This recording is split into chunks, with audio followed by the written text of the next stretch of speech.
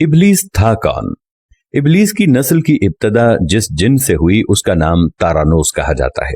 तारानोस इबलीस से 1,44,000 साल कबल दुनिया पे मौजूद था। तारानोस की नस्ल तेजी से बढ़ी क्योंकि उन पे मौत तारी नहीं होती थी और ना बीमारी लगती थी। अलबत्ता ये चूंकि आतशी मखलूक थी तो सरकशी बदरजा उत्तम मौजूद थी।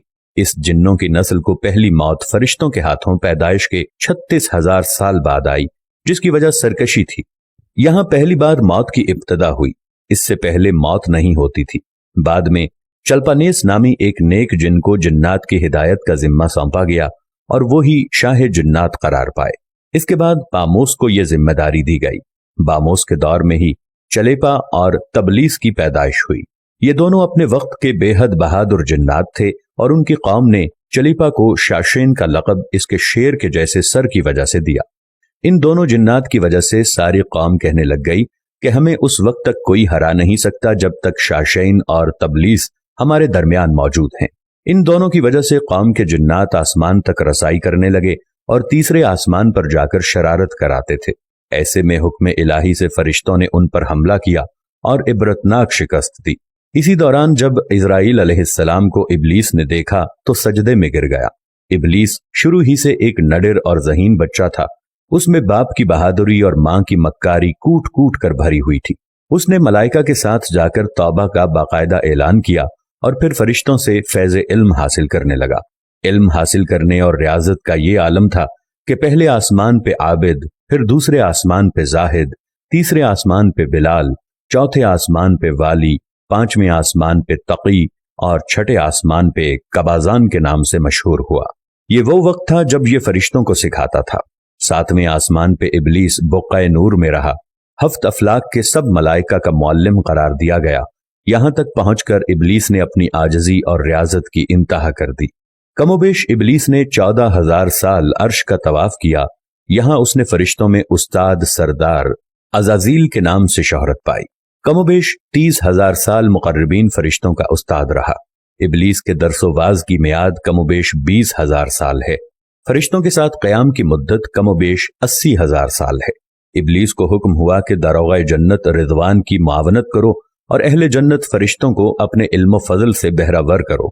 यूं इबलीस को जन्नत में दाखिले का परवाना मिल गया और जन्नत में भी अपने इल्म से दारोगाए जन्नत रिज़वान को सैराब किया और यूं जन्नत और रिज़वान की कुंजियां इबलीस के पास रहीं।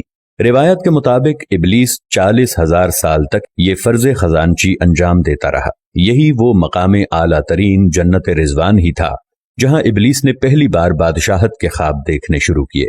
उस वक्त इबलीस के पास हफ्त इक़लीम, अफलाक, जन्नत और दोज़ख सबका इख्तियार था और उसने चप्पे चप्पे पे सजदे किए थे। मगर यहाँ पे इबलीस आजिज़ी से पहली बार भटका और खुद को बादशाह बनाने और रब बन जाने के ख्वाब देखना शुरू किए। कई मलाइका के सामने रबूबियत की बात भी की, मगर मलाइका के इनकार के सबब चुप हो गया और यूं निजाम चलता रहा। मगर इस सब से अल्लाह ताला की जात बेखबर न थी। फिर आदम अलैहिस्सलाम की तख्लीक का मरहला आया जिसके कुरान मजीद में वाक़यात बयान हुए हैं। इबलीस आदम अलैहिस्सलाम को जुज जुज मरहलावार मुख्तलिफ अक़साम की मट्टी से तख्लीक होता देखता रहा और चुप रहा। मगर जैसे ही उसे ये मालूम हुआ कि ये आदम अलैहिस्सलाम अल्लाह ताला के नायब हैं तो उसने वावेला किया, इबादत और इताअत का वास्ता दिया। फिर तंज किया कि मुझ जितनी इबादत किसने की, और आदम अलैहिस्सलाम को सजदा करने से इनकारी हो गया। तब अल्लाह ताला ने कहा, निकल जा शैतान मरदूद। लानती करार पाने के बाद इबलीस ने अपनी इबादत और रियाजत का रब्बे करीम से एवज मांगा, जिस पर अल्लाह ताला ने इबलीस को एक वक्त मालूम तक मोहलत फराहम की, जिस पर इबलीस ने औलाद आदम को सिराते मुस्तकीम से भटकाकर अपना पैरोकार बनाने का दावा किया, जिस पर रब्बे करीम ने फरमाया कि जो मुत्तकी और परहेजगार होंगे तो उनको गुमराह तू नहीं कर पाएगा। इबलीस के इस लानती काम में उसके 5 साथी हैं। नंबर 1, सब्र। इसके इख्तियार में मुसीबतों का कारोबार है, जिसमें लोग हाय वावेला करते हैं, गिरेबान फाड़ते हैं, मुंह पे तमाचे मारते हैं और जाहिलियत के नारे लगाते हैं। नंबर 2, और। ये लोगों को बदी का मुर्तकब करता है और बदी को लोगों पे अच्छा और पसंदीदा करके दिखाता है। नंबर 3, मसव्वत। ये किज़्ब, झूठ और दरोग पे मामूर है, जिसे लोग कान लगाकर सुने। ये इंसानों की शक्ल अपनाकर उनसे मिलता है और उन्हें फसाद बर्पा करने की झूठी खबरें सुनाता है। नंबर 4, दासम। یہ آدمی کے ساتھ گھر میں داخل ہوتا ہے اور گھر والوں کے عیب دکھاتا ہے اور آدمی کو گھر والوں پہ غضبناک کرتا ہے۔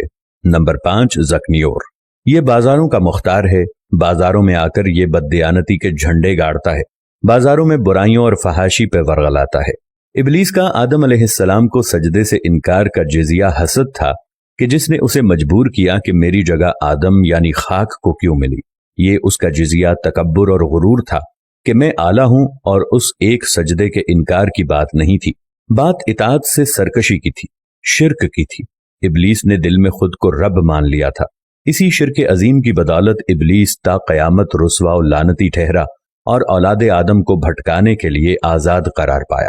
حاصل نتیجہ یہ ٹھہرا کہ رب کریم کو انسان کی عبادات، عاجزی، علم و دانش سے کچھ غرض نہیں ہے۔ رب کریم صرف دیکھتا ہے کہ دل میں اطاعت و فرما برداری کتنی ہے۔ اسی بنیاد پر تقوی اور پرہیزگاری کے درجے قرار پاتے ہیں۔ اللہ کریم ہمیں اپنی نیت کو درست رکھنے کی توفیق عطا فرمائے، آمین یا رب العالمین۔